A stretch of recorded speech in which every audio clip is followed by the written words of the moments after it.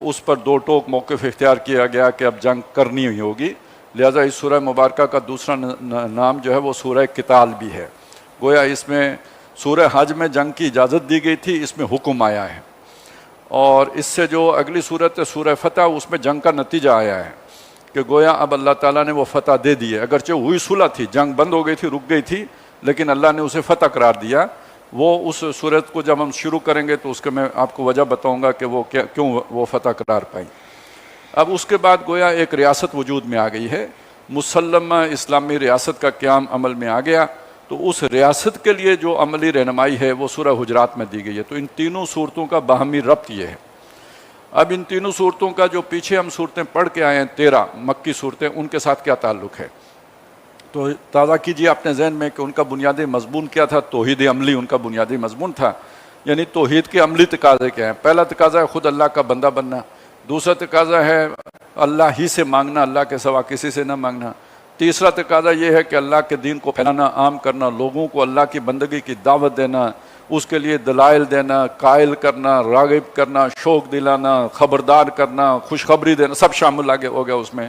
یہ تیسرا تقاضا ہے، اور چوتھا تقاضا ہے اللہ کے دین کو قائم کرنا۔ جب تک اللہ کا دین زندگی کے تمام شعبوں پر غالب نہیں آ جاتا تو نہ بندگی کا حق ادا ہو سکتا ہے، نہ حق کے تبلیغ ادا ہو سکتا ہے، کیونکہ ریاست کے سارے وسائل دوسری طرف لگ رہے ہوں گے تو یہ ممکن نہیں ہوگا کہ آپ کی وہ محنت رنگ لائے جب تک کہ پورا نظام توحید کے رنگ میں رنگا نہ جائے۔ اب اس میں جو پہلے دو کام ہیں وہ تو انفرادی بھی کیے جا سکتے ہیں، اکیلے نوح علیہ السلام بھی تبلیغ کر سکتے ہیں، اکیلے موسیٰ علیہ السلام بھی تبلیغ کر سکتے ہیں، آج بھی کوئی فرد اکیلا بھی تبلیغ کر سکتا ہے، اکیلا ایک بندہ جتنا اس کے لیے ممکن ہے اللہ کے دین پر چلنا چل سکتا ہے، لیکن دین کا قائم ہونا یہ تو کوئی ریاست چاہیے، قوم چاہیے، اس کے بغیر یہ چیز ممکن نہیں ہوتی۔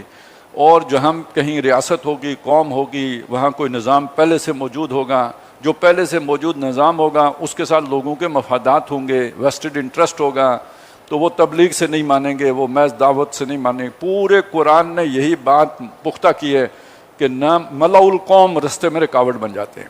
ملأ القوم رستے میں رکاوٹ کیوں بنتے ہیں؟ وہ اس لیے بنتے ہیں کہ ان کے مفادات ہوتے ہیں۔